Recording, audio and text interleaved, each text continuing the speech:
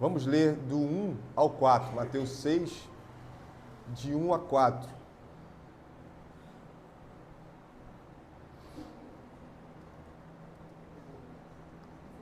Guardai-vos de exercer a vossa justiça diante dos homens, com o fim de serdes vistos por eles.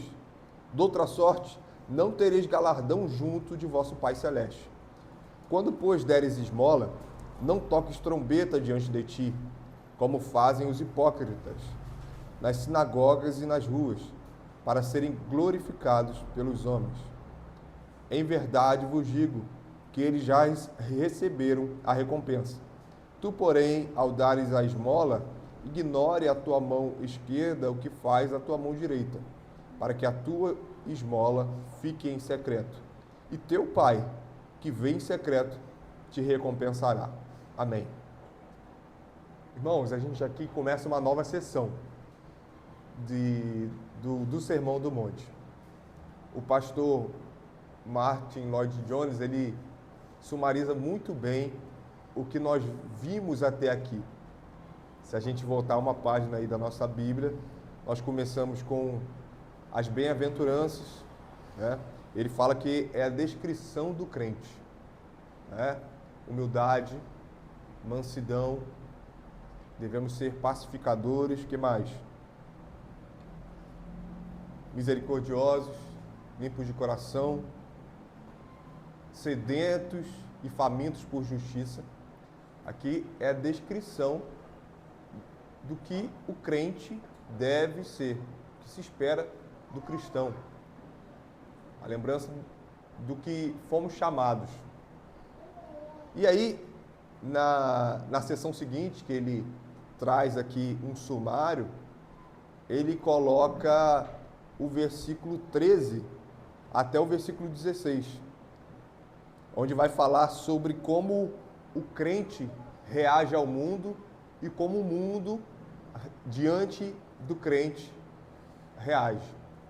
A gente falou sobre sermos sal, sermos luz, e de que nada vale que essa luz fique debaixo do alqueire, mas a necessidade de estar no velador, para que assim ilumine toda a casa.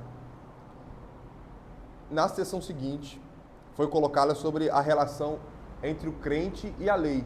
No versículo 17, Jesus fala que, ele deixa bem claro, ele introduz esse tema dizendo, ó, eu não vim revogar a lei.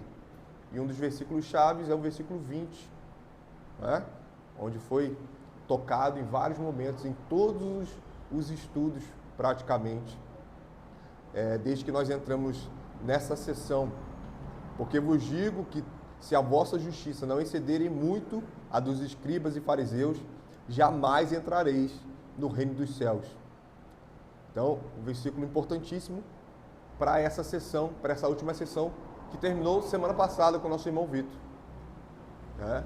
Onde Jesus ele faz um contraste entre a falsa piedade, ou a piedade fabricada pelos fariseus, e a verdadeira interpretação da lei, como a lei deve ser interpretada, para que nós não venhamos a achar que somos bons o suficientes para irmos ao céu, ou somos merecedores de alguma coisa de Deus. Temos alguma coisa para colocar diante da mesa, para oferecer a Deus, quando, de fato, nós somos alcançados pela graça de Deus. E, nessa nova sessão, aqui nós temos uma relação entre nós e Deus, como Pai. Entendemos que somos filhos de Deus e que há uma distinção entre criaturas e filhos, é essencial. Passa pela doutrina da adoção, onde nós entendemos que nós fomos adotados por Deus sem merecimento algum. Agora nós somos chamados de filhos, porque o Senhor, Ele derramou a sua misericórdia sobre nós e nos salvou do império das trevas. Antes éramos filhos da ira, agora somos filhos de Deus. E nesses 4 versículos que nós lemos, o foco é esse. O foco é o nosso relacionamento com Deus e mais ninguém. E mais ninguém. Entendemos que o Pai Celeste, como é falado no versículo 1 e reforçado no versículo 4, que você pode acompanhar aí, o Pai Celeste, essa relação é entre pai e filho. Agora nós somos filhos adotados e nada mais importa nesse mundo. Então, essa é a relação que nós vamos ter agora. Depois de entendermos que temos uma relação com o mundo e que devemos influenciar, devemos ser sal, devemos ser luz, agora nós vamos entender a relação com o Pai. E nós começamos aqui, no versículo 1, com uma aparente contradição. Nós cremos firmemente de que está diante de nós a palavra de Deus e não há erro.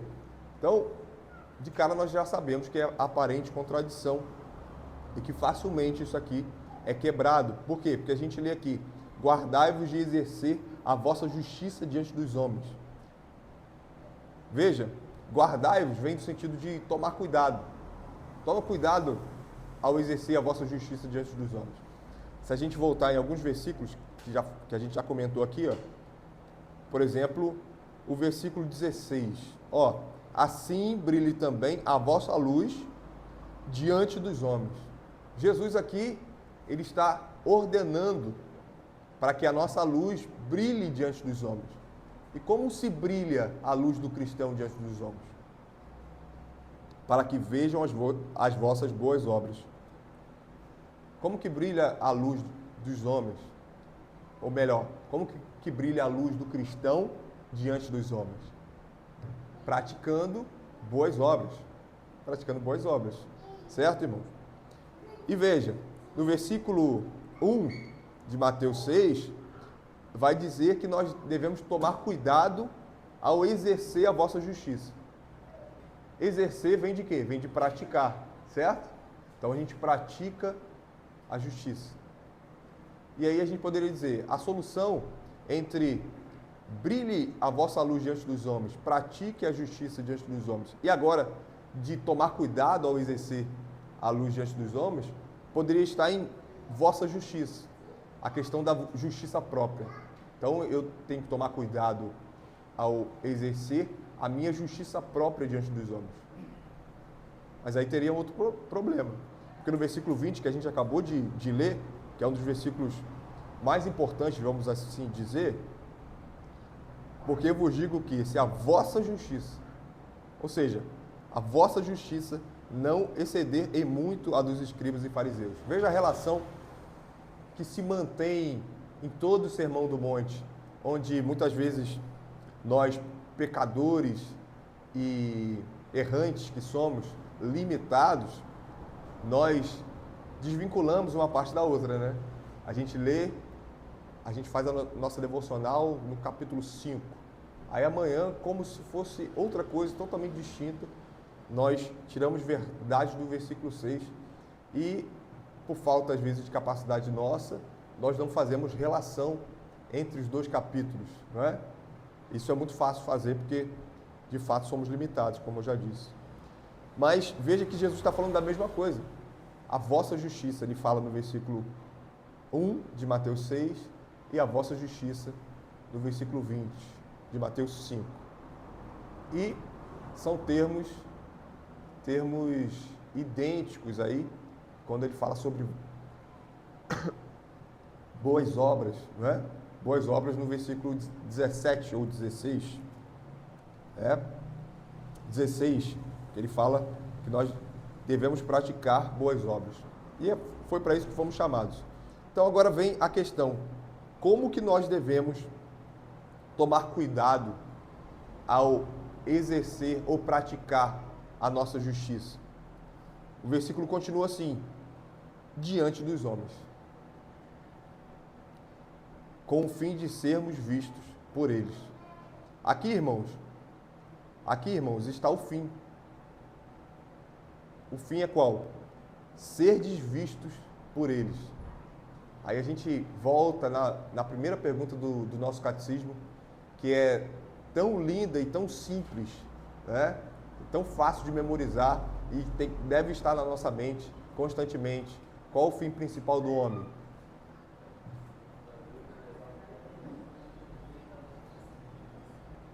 Veja como é maravilhoso que é usada a palavra fim, assim como está aqui no versículo 1. O fim, a finalidade. Qual o fim principal do homem? Glorificar a Deus. Glorificar a Deus e se alegrar nele para sempre. Quando nós, ao exercer a nossa justiça, praticamos com o fim de sermos vistos pelos homens, nós nos limitamos, não apenas nos limitamos, mas nos assemelhamos aos ímpios. E automaticamente nós fomos chamados para boas obras, como constantemente lemos em Efésios 2, né? O que nós temos é uma vida ímpia. Se nós perdemos de vista o fim principal do homem, de nada vale essa vida. Veja como esse versículo ele é chave para todo o capítulo 6. Assim como o versículo 20 no capítulo 5 era, aqui, essa nova sessão, ela vai tratar de práticas de boas obras que Jesus ilustra, que vão muito além dessas três que ele cita. O que ele fala aqui no capítulo 6? Ele fala das esmolas que a gente leu, ele fala da oração e fala do jejum. Então, capítulo muito conhecido, a maioria dos irmãos aqui já deve ter lido, já deve ter meditado nele, que vai falar sobre essas três práticas, mas que vai muito além dessas três práticas. Porque Jesus aqui, ele traz esse versículo 1 e depois ele ilustra essas práticas. E agora você, com a inteligência que o Espírito Santo tem nos dado, devemos aplicar os desdobramentos disso. Né? O que você tem praticado e que você precisa aplicar esse princípio do versículo 1. Exercer a sua justiça com o fim à glória de Deus e não ser visto pelos homens. O que você faz? Né? E aí o versículo continua. De outra sorte, não tereis galardão junto de vosso Pai Celeste. Não tereis galardão junto de vosso Pai Celeste. Irmãos, é um versículo muito simples de ser entendido, né? Porque nós entendemos aqui, Jesus está chamando a gente para tomar muito cuidado, para exercer a nossa justiça, e aí ele continua dizendo, com o fim de ser visto pelos homens.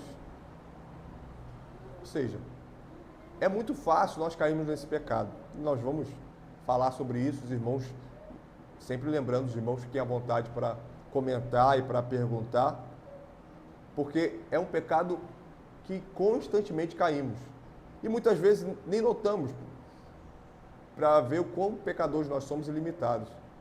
Porque facilmente nós passamos de glorificar a Deus para com o fim de sermos vistos pelos homens. Facilmente. E é por isso que devemos estar atentos e sondar o nosso coração diariamente, se a nossa intenção é boa diante de Deus ou não. E esse é o foco aqui dessa perícope. E aí, irmãos, versículo 16 que a gente já citou, a gente tem aqui o versículo 2, que vai falar sobre as esmolas. Quando, pois, deres esmola, não toques trombeta diante de ti, como fazem os hipócritas. Em algumas versões, no versículo 1, já vai tratar de esmola. Não sei se tem algum irmão aí que abriu outra versão, mas outras versões vai falar sobre esmola já no versículo 1. Guardai-vos de dar esmola. Agora eu não vou saber se está aqui com as palavras todas do texto, Mas a NVI, com certeza, ela vai falar sobre dar esmola já no versículo 1. E depois aqui na nossa versão, versículo 2 vai falar sobre dar esmola, o versículo 3 vai falar sobre dar esmola, e no versículo 4 também vai falar sobre dar esmola. Não é? Então esse é o foco aqui da nossa perícope. E entendermos o que é dar esmola. Entendemos o que é e como devemos dar esmola. Certo? Então veja. Quando, pois, deres esmola. Quando, pois, deres esmola. Veja que Jesus assume aqui. Jesus assume que nós, cristãos, e lembrando, ele está falando para cristãos, devemos dar esmola. Isso é, ou essa é, uma prática importantíssima para que nós entendamos e que nós possamos nos agarrar ao que fomos chamados. Pode falar, irmão.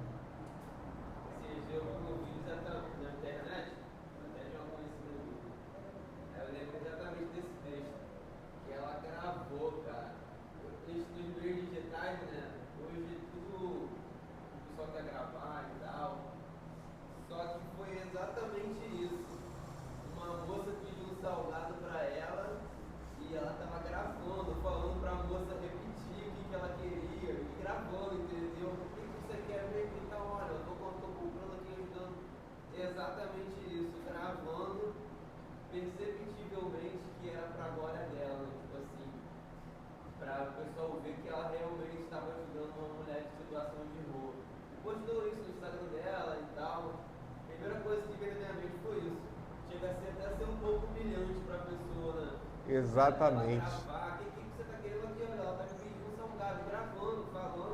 Exatamente. Para a gente ver como a nossa vida pecaminosa é ridícula diante de Deus. Nós pecamos e nós olhamos, sondamos nosso coração e vemos as coisas que a gente faz, é ridículo. Né? E algumas coisas são muito evidentes, né? E esse exemplo aí vai ser tratado aqui.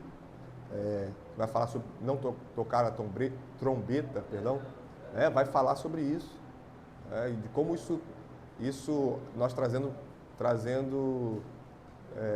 para a nossa realidade é cada vez mais amplificado, porque nós temos as redes sociais, nós temos as mídias sociais, né, fazendo com que isso seja, o nosso pecado fique mais evidente e para muito mais pessoas. A gente não se contenta a pecar apenas, a gente quer que as pessoas vejam o quanto nós estamos buscando a nossa glória mesmo, né? Então, irmãos, a gente tem um contraste aqui, né? Eu vou voltar no versículo 1, esqueci de ler aqui alguns versículos para a gente poder meditar. Quando a gente trata de com o fim de ser visto pelos homens, né? Tem alguns versículos aqui para a gente poder pensar e relembrar dessas verdades, e a gente vai abrir só em cartas paulinas aqui agora, para a gente poder ver o que Paulo constantemente falou sobre isso em Efésios, em Gálatas e Tessalonicenses. Vou pedir um irmão que abra em Efésios 6:6, pedir o Vitor para abrir, o Gabriel que abra em Gálatas 1:10 e o Vinícius que abra em Tessalonicenses 2, 1 Tessalonicenses 2:4. Gabriel Falcão, é verdade, tem que falar, né? Pode ler. Não servindo à vista, como para agradar ao homem, mas como servos de Cristo, fazendo de coração a vontade de Deus. Gálatas 1:10. Porventura procuro eu agora o favor dos homens ou de Deus? Ou procuro agradar os homens? Se agradasse ainda a homens, não seria servo de Cristo. e 1 Tessalonicenses 2, 4. Pelo contrário, visto que fomos aprovados por Deus, a ponto de Ele nos confiar o Evangelho assim falamos, não para agradar as pessoas, e sim para agradar a Deus, que prova o nosso coração. Amém. E aí, irmãos, veja como esse último versículo lido e todos os outros mostram para a gente o como há dois extremos. Não existe um meio termo para as práticas que nós constantemente fazemos nas nossas vidas. Ou agradamos a Deus, ou agradamos aos homens, a nós mesmos e a Satanás. Não existe um meio termo. Isso é muito importante nós lembrarmos e principalmente inculcar na nossa mente quando Jesus diz: guardai-vos, tome cuidado, porque é isso. Ou é para minha glória, ou não. Não existe, estou agradando a Deus aqui, eu estou buscando fazer isso aqui como exemplo, né? Tem muito isso, né? Isso aí que o Gabriel colocou, às vezes essa pessoa pode vir e dizer assim: eu estou fazendo isso porque eu quero dar exemplo, eu quero que outros façam. Mas será? A gente facilmente engana a nossa mente. E ela pode começar a acreditar nisso, de fato. Mas sabemos que o Senhor nos chama para fazermos em secreto. E aí, o versículo 1 termina falando sobre galardão. Eu anotei aqui a definição, que é recompensar. Galardão vem do latim galare, que constantemente nós vemos e reafirmamos Cristo falar para cristãos que Deus é Pai, né? E a gente já tocou nesse ponto de que há uma recompensa, agora galardão, junto ao Pai, né? Tendo em mente a ideia de que nós não somos criaturas apenas, nós somos filhos adotados, nós cristãos, ok? Nós cristãos. E aí, versículo 2: quando, pois, deres esmola. Jesus assume que, como está falando para cristãos que foram chamados para boas obras, darão esmolas. Darão esmolas. E quando a gente pensa em esmola, eu digo por mim, e depois quando a gente vai meditando no texto, nós precisamos expandir isso. Quando você pensa em esmola, você pensa em quê? Não é? A primeira, sim? Pode falar, irmão. Dinheiro, né? E como isso? Passando, aí eu vou dizer de mim, né? Não sei os irmãos, mas esmola, você pensa em dinheiro, uma moedinha, e onde tem um mendigo sentado na calçada e você joga uma moedinha para ele. Quando eu penso na palavra esmola, é nisso que eu penso. Ou que pensava, né? Ou que pensava. Porque, de fato, é muito além disso. Tanto é que, como eu já disse, em algumas versões vai citar a palavra esmola já no versículo 1. Quando Jesus está dizendo exercer a vossa justiça, algumas versões vai dizer esmola. Veja que é muito além disso. A esmola não é apenas dar uma moedinha para o necessitado. É você, de fato. É recurso desse mundo, tá? É recurso financeiro, é comida, é recurso desse mundo. Não é simplesmente orar, não é orar pelo necessitado, tá? Aqui a gente está falando de prática de necessidade mesmo, né? Então, tanto é que depois Jesus vai tratar aqui sobre oração, como a gente deve orar. Então, e Tiago fala sobre isso, né? Tiago vai falar que você vê o necessitado, você não deve simplesmente orar e dizer Deus te abençoe e ir embora. Não, existe a prática disso. Existe a prática. Tiago vai tocar muito nesse ponto, entre fé e obras. Nós somos salvos pela graça e o Espírito Santo coloca em nós fé e agora essa fé vai resultar em obras. Nós vamos praticar isso. De fato, abrindo as nossas carteiras, ajudando aqueles necessitados, as pessoas que precisam. Isso é exercer, isso é praticar justiça. Não é apenas dobrar o joelho e orar por essas pessoas. E aí, esmola, a definição são atos de misericórdia. É interessante que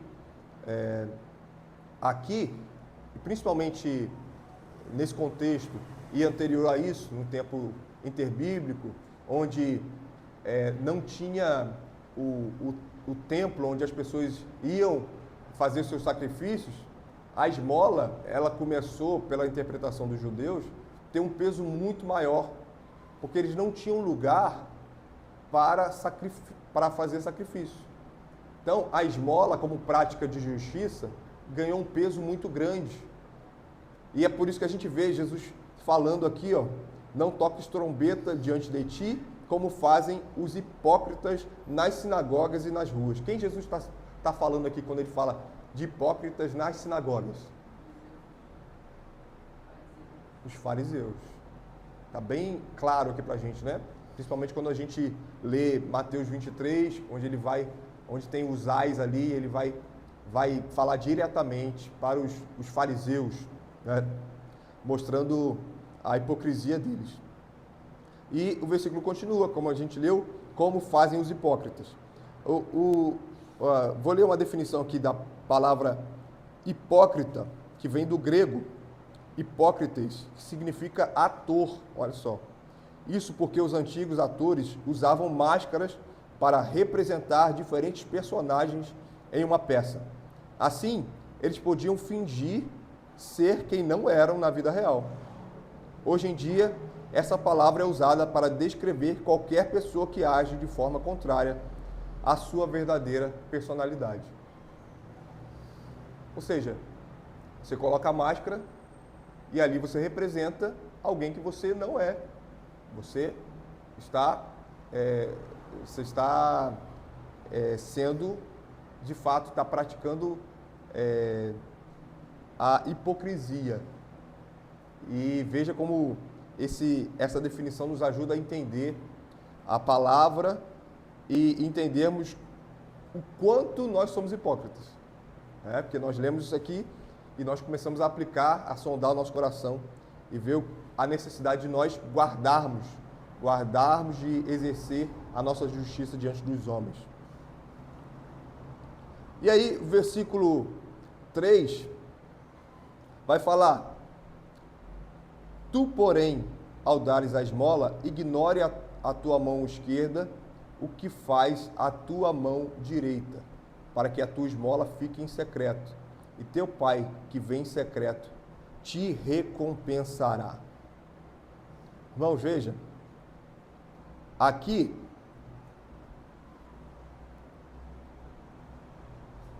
tu, porém, ao dares esmola, ignore o que tua mão esquerda faz, tua mão direita.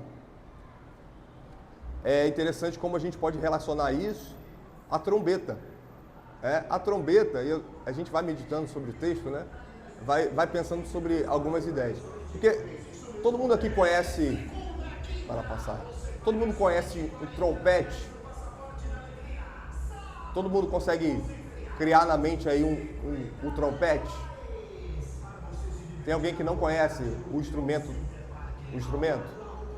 O trompete é um instrumento de metal que tem 3 botões, vamos chamar assim, né? E esses 3 botões são usados para mudar as notas. E pode ser tocado com uma mão só. O trompete você segura aqui. Meu pai tem um trompete. Você segura e você pode tocar com uma mão só, usando a boca. Óbvio, né? Você vai soprando aqui. E a outra mão está livre. E aí Jesus está falando aqui sobre a trombeta, né? Então, a origem da palavra aqui, né, são idênticas. São instrumentos diferentes no sentido da definição e até do corpo, né? O trompete, ele é de sopro e pode ser usado aqui. Mas veja como a definição e a origem da palavra são idênticas, né? Trompete e trombeta. E provavelmente em inglês é trompete, enfim. Pode ser usado para você tocar aqui enquanto você pratica as suas obras. E aí, o que nosso irmão Gabriel falou, lembra muito o que nós vemos por aí, onde o trompete é isso aqui, ó. A gente pega isso aqui e a gente mostra para as pessoas o que nós estamos fazendo e com a outra mão nós praticamos as nossas boas obras, entre aspas. E é isso que o versículo 3 está trazendo para a gente. Ignore a tua mão esquerda o que faz a tua mão direita. Existem algumas imagens, né, mostrando isso, né, de alguns desenhos, inclusive, mostrando essa ideia de que as pessoas sofridas e você tirando foto ali com o fim de depois dar um relatório. Ontem eu e a Alina, a gente até conversou sobre isso, né? E agora, como é que faz quando você tem que dar um relatório para pessoas que ajudaram financeiramente naquele projeto, né? Que você trouxe ali, mostrou o que deveria ser feito, como iria ser feito, e agora? Você deve fazer um relatório, sim ou não? Né? E aí isso vai muito o quê? Do coração. Isso vai do coração. Sondar o coração e principalmente se você se comprometeu a ajudar a mostrar, dar um relatório para essas pessoas, dá o relatório apenas para essas pessoas. Não é? É justo? Você precisa partir do princípio, peraí, eu vou postar nas redes sociais, para quê? Para mostrar, olha como eu sou muito bom, eu sou muito capaz e eu sou generoso, não é?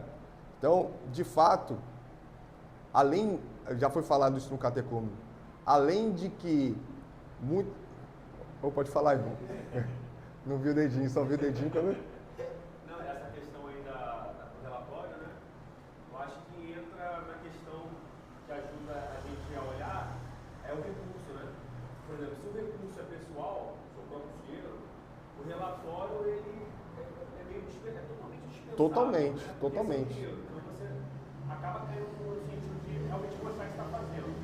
Agora, quando você trabalha com recursos de terceiros, então aí você vê, porque o contexto do texto é pessoal, é uma esmola com recurso pessoal, individual. Né? Então as pessoas estão chamando a atenção para mostrar, ó, eu faço com o meu dinheiro, eu estou ajudando. Quando é prestação de relatório em relação a bem de terceiro, recurso de terceiro, aí você já não tem como aplicar esse contexto, né? Que é diferente, porque você está prestando conta do uso que você deu ao dinheiro de outras pessoas. Né? Então acho que a gente consegue diferenciar a necessidade ou não de prestação de contas no relatório quando você utiliza o recurso individual ou o recurso de terceiros. Né? Acho que ajuda a gente a distinguir. Que é o recurso terceiro prestando o relatório, já não se aplica o texto, está falando de recurso individual. Então você consegue trabalhar uma questão de transparência sem violar o texto bíblico. Né? Exatamente. Principalmente quando você se tira como protagonista ali. É, seja a igreja participando, seja um projeto social que você assumiu, você precisa estar atento da necessidade de, peraí, vou tentar ao máximo não aparecer aqui. É melhor que seja em grupo, né? Exatamente. Iluminação que faz aproximação missionária, por exemplo, a nossa própria iluminação. As obras missionárias que ela tem, assim, é certo ela ficar mudando isso Como igreja.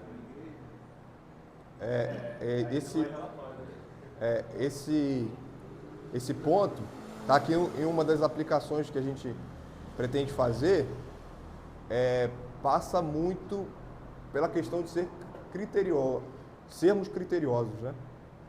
Porque o grande problema aí, às vezes, a preocupação com o número, com os números, mostrar, mais uma vez, olha o quanto a gente fez, né?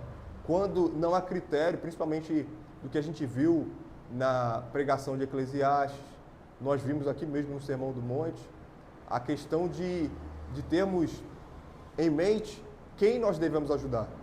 O problema de, muitas vezes, esses projetos, eles não estão preocupados com quem eles estão ajudando. Eles estão preocupados com quantas pessoas eles ajudaram. Você está entendendo? E aí há um problema. Você incentiva a preguiça, você incentiva o ócio, e as pessoas vivem constantemente assim, porque sabe, porque ali já sei que tem comida, é só eu ir, então uma refeição está garantida. Você está incentivando o pecado da pessoa, né? Está se preocupando com a visualização, né? A visualização, Você preocupou com as visualizações. o quanto é relevante o meu projeto. É um problema aí. E aí, irmãos, no versículo, no versículo seguinte, versículo 4, para que a tua esmola fique em secreto, e teu pai que vem em secreto te recompensará. Aqui toca na onisciência de Deus. Lembra que a gente comentou aqui do que o pastor Martin Lloyd Jones fala, de que nós agora estamos aqui numa sessão que vai falar sobre a nossa relação com Deus como Pai. Com Deus como Pai. E o versículo 4 é essencial. Teu Pai, que vem em secreto, te recompensará. Vou pedir um irmão que abra no Salmo 139, 1 a 10. Vou pedir a irmã Tayane, pode ser, irmão? Os irmãos podem abrir, é um texto longo, a gente pode acompanhar aí. Salmo 139.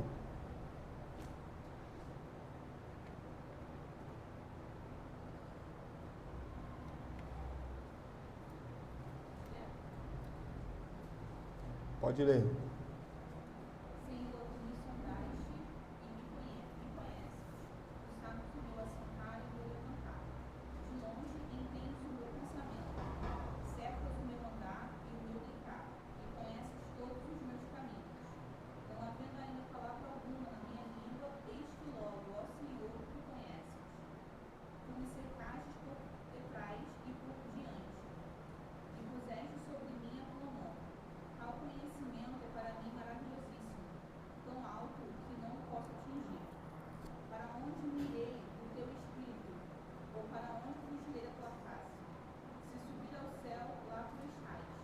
Se fizer no inferno a minha cama, eis que tu ali estás também. Se tomar as águas da alva, se habitar nas extremidades do mar, até ali a tua mão me guiará e a tua destra me susterá. Amém, irmão. Obrigado. O Pai vem em secreto, irmãos. Veja como esse sermão é lindo. E aí, mais à frente, na segunda parte do capítulo, vai falar sobre que nós não devemos guardar, reter tesouros desse mundo, onde o ladrão escava e rouba, onde a traça e a ferrugem corrói. Mas nós devemos ajuntar tesouros no céu. Esse texto que a irmã leu mostra tanto a onisciência quanto a onipresença de Deus. Quanto Deus, ou melhor, Deus está em todo lugar e Ele sabe de todas as coisas. Entendendo isso, irmãos, nós precisamos entender a nossa relação com Deus, de que nada do que fazemos precisa ser revelado aos homens. Porque, primeiro, o Senhor, na sua providência, Ele vai sustentando os cristãos. Eu já citei aqui, né, sobre isso, de como facilmente nós fazemos isso até em casa, né? Mostrar que eu fiz isso, mostrar que eu fiz aquilo, né? Para ver que eu estou fazendo, estou praticando. Não estou parado em casa, não. Mas há um princípio que Deus está regendo todas as coisas. E quando nós caímos nesse erro de necessitar, de fazermos com o fim de que os homens vejam, e mesmo que seja uma coisa boa, uma hora isso vai dar ruim. Primeiro, que já é pecado. Segundo, que as consequências disso vêm imediatamente. O nosso critério é: isso aqui alguém vai ver? Então eu vou fazer. Não, isso aqui ninguém vai ver? Então eu vou deixar para depois, para outra hora. Isso aqui é secundário. Não, a gente acabou de ler Salmo 139. O Senhor nos sonda e nos conhece, sabe quando a gente assenta, quando levanta, esquadrinha o nosso andar, o nosso deitar. Esse capítulo é maravilhoso, mostrando que o Senhor, Ele sonda o nosso coração, Ele sabe tudo que passa por ele. E nós deveríamos tremer diante disso. Veja, o Pai que vem em secreto. E algo análogo a isso é quando a gente fazia alguma coisa errada, né? Nosso pai só olhava pra gente. Ninguém mais via o nosso pai olhando pra gente. Era muito sutil. Era uma coisa... Ele olhou você... Por quê? Porque primeiro a consciência já gritou aqui. Né? Quando o pai olhou, você já sabe. Você fez alguma coisa errada. E aí vem aquilo à mente. Opa! Né? Isso mostra que, sim, nós devemos tremer diante de Deus quando nós pecamos contra Ele. Por quê? Porque Ele é nosso Pai. Ele nos açoita porque Ele nos odeia. Ele nos açoita porque Ele nos ama. E feliz é aquele que teve um pai para poder disciplinar. Não é? Porque, diferente disso, a caminhada é mais árdua. Alguns princípios que não foram estabelecidos quando crianças, onde a nossa mente era muito mais flexível, né? E facilmente a gente conseguia aprender, agora, já velho, a gente vai penar muito mais. Veja que aí o pastor Martin Lloyd Jones vai falar aqui, olha só essa citação dele. Ele conhece os meus pensamentos e as minhas intenções no coração. E ele é capaz de separar juntas e medulas, alma e espírito. Citando Hebreus aqui, nada existe de oculto diante de seus olhos. Precisamos começar com esse postulado. Se todos puséssemos esse princípio em prática, então haveria uma mudança revolucionária. Estou plenamente certo de que prontamente teria início um reavivamento religioso. Essa é a opinião dele, que imensa diferença isso faria na vida da igreja, bem como na vida de cada indivíduo. Ponderemos acerca de toda a pretensão e fraude, bem como acerca de tudo quanto há de indigno em nós. Se ao menos percebêssemos que Deus está olhando para tudo, que Ele tem consciência de tudo, que Ele está registrando tudo, esse é o ensino das Escrituras. E esse é o verdadeiro método de se pregar a santidade e não oferecendo às pessoas alguma experiência maravilhosa, capaz de solucionar todos os problemas. Não, mas precisamos entender que sempre estamos na presença de Deus. O homem que começa percebendo de fato essa realidade não demora a ser visto abrigando-se à sombra de Cristo e à sua cruz, rogando que o Espírito Santo venha enchê-lo. Irmãos, quando nós pecamos, nós nos igualamos aos ateus, porque nós dizemos assim, não há Deus. A gente facilmente faz isso. Agora, quando estamos diante de Deus, o Pai que vem em secreto, Pai celeste, que tem relacionamento conosco, é Pai e conhece todas as coisas e está em todos os lugares. Nós trememos diante dessa verdade e a tendência disso é que nós pequemos cada vez menos contra Ele. Ele fala aqui sobre santidade. Veja como é muito mais amplo do que a ideia de dar esmola, tanto que vai ser tratado sobre a oração e sobre jejum, mostrando para a gente a necessidade de viver uma vida santa, tendo em mente Deus o tempo todo, ajuntando tesouros nos céus. Alguém quer comentar alguma coisa sobre o texto? Voltar no texto aqui.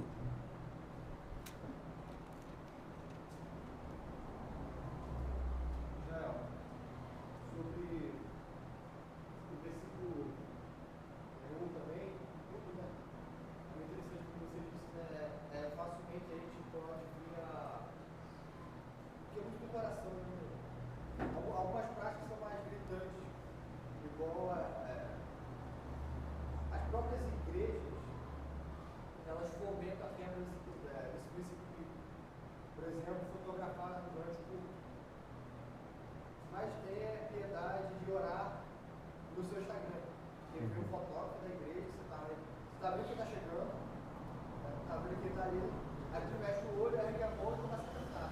Aí o cara dá aquele clique, você no dia seguinte posta ali e bota esse clique. Orando, né? As igrejas estão comentando isso.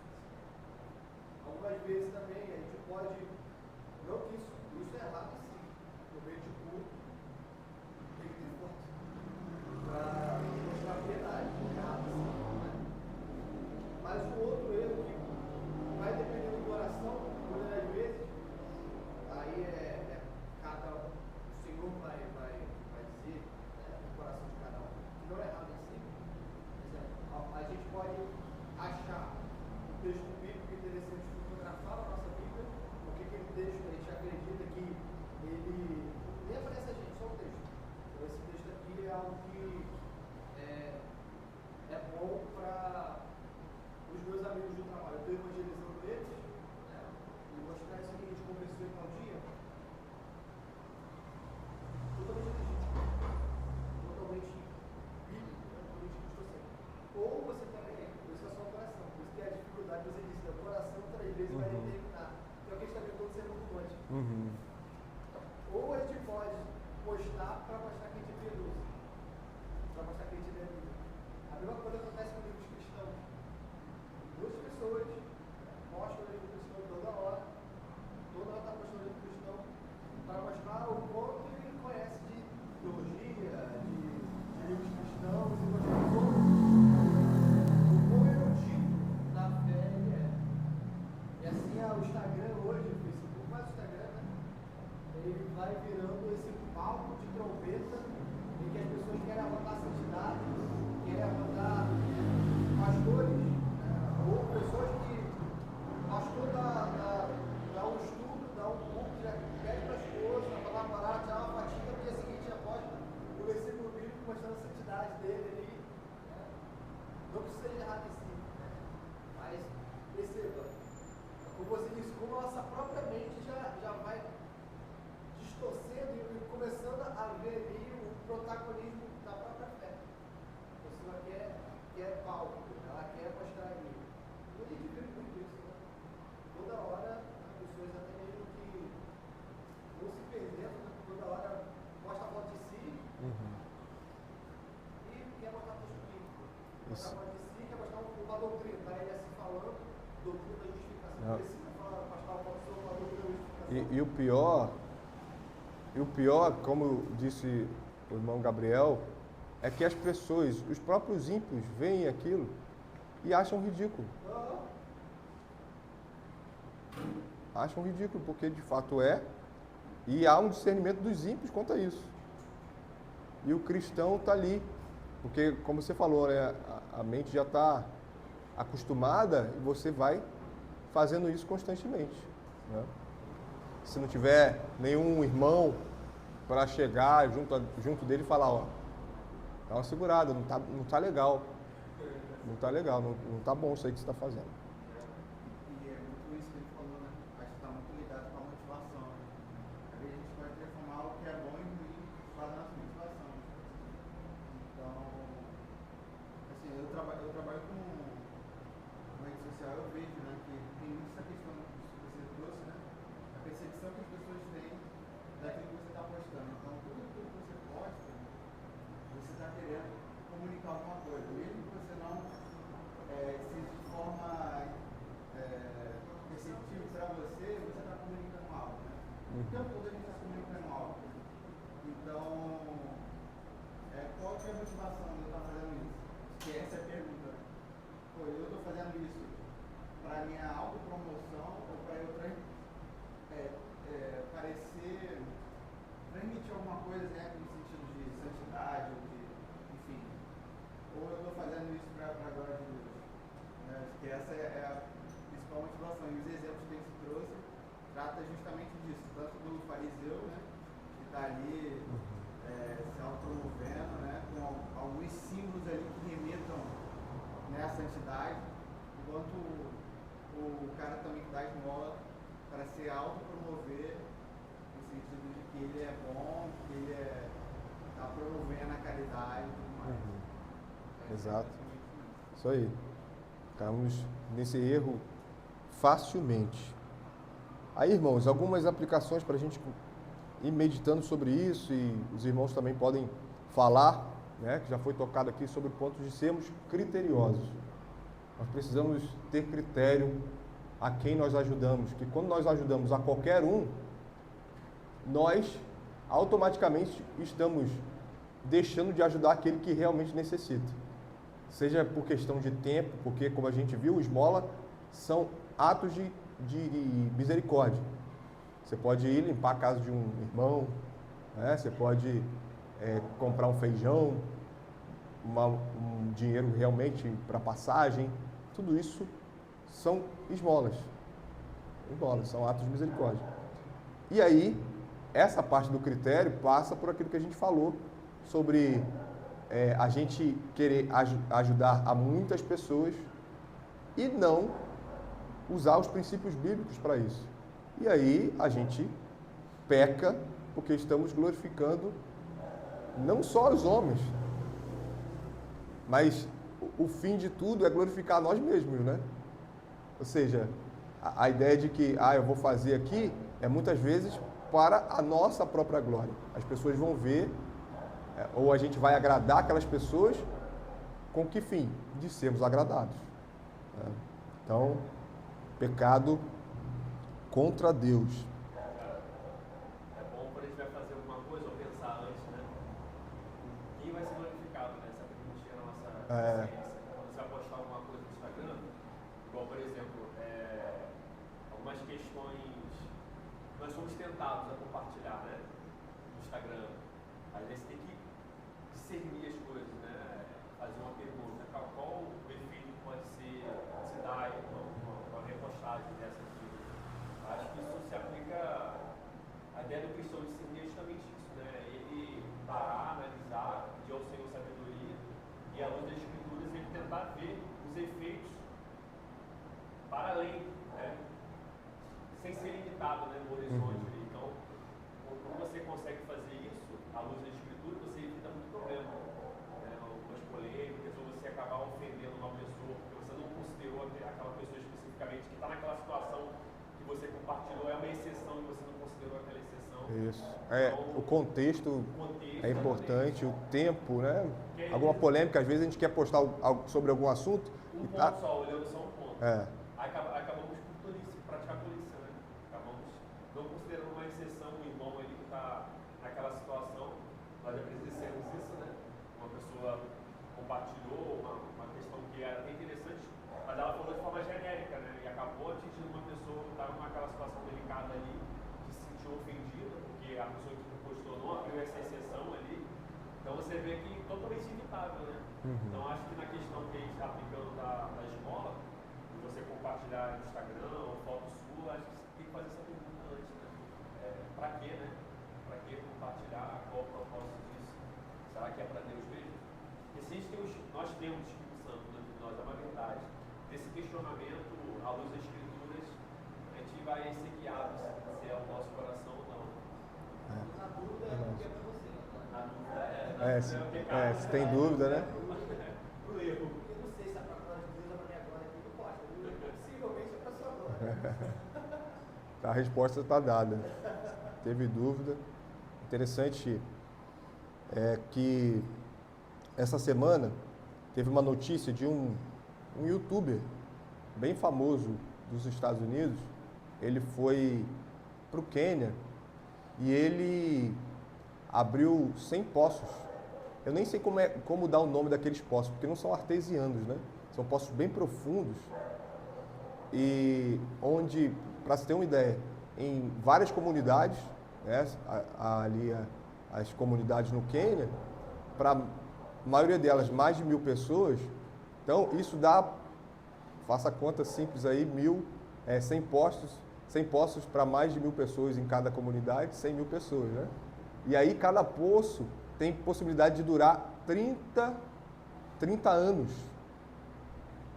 Não vai faltar água limpa, que pode ser bebida. Então, veja o quanto isso é relevante. A ponto, e por que ele virou notícia? Não foi nem por causa disso. A ponto do governo do Quênia interferir, porque ele queria cobrar impostos sobre isso. Aí que veio a notícia, né? Estado, né? Cobrar impostos sobre isso, porque tinha a questão dele estar empreendendo, mesmo que fazendo ali uma obra filantrópica. Exatamente. Então, ele virou notícia por conta disso, né? E aí a gente vê o problema do Estado. E aí a grande questão aqui, não é nem essa que eu coloquei até aqui, é a motivação dele. Porque ele é um youtuber com 209 milhões de inscritos. Muito grande. E o que ele fez ali é para um vídeo. É para um vídeo que tem centenas de como é que fala agora? Centenas de milhões. Centenas de milhares. Milhões, 100 milhões, mais de 100 milhões. Imagina um vídeo com mais de 100 milhões. Qual é a motivação? É o ganha-ganha. Onde Deus não é tocado. E isso mostra a nossa diferença dos ímpios, a diferença dos ímpios para nós cristãos. O Pai que vem em secreto nos recompensará. As nossas recompensas não estão nesse mundo. As nossas recompensas estão no céu.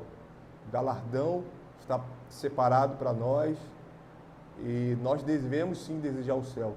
O pastor Martin Lloyd Jones fala sobre uma doutrina que passou pela igreja cristã por um tempo e que não se perpetua, graças a Deus, de que as pessoas, elas não deveriam ter medo do inferno, mas também não desejar o céu. E não é isso que a Bíblia fala. Nós devemos desejar o céu, nós devemos pensar nas coisas lá do alto. Né? A ideia aqui parece ser piedosa, no sentido assim, não vou ficar desejando o céu para eu não ficar fazendo barganha. Mas não é isso que fomos chamados. O Senhor, por sua graça, nos salvou. E o Espírito Santo mudou a nossa mente, a ponto de nós não nos prendermos com as coisas desse mundo, os recursos desse mundo, mas olharmos para as coisas do alto. O Senhor tem misericórdia de nós, possamos doar de forma generosa para a glória de Deus. Amém?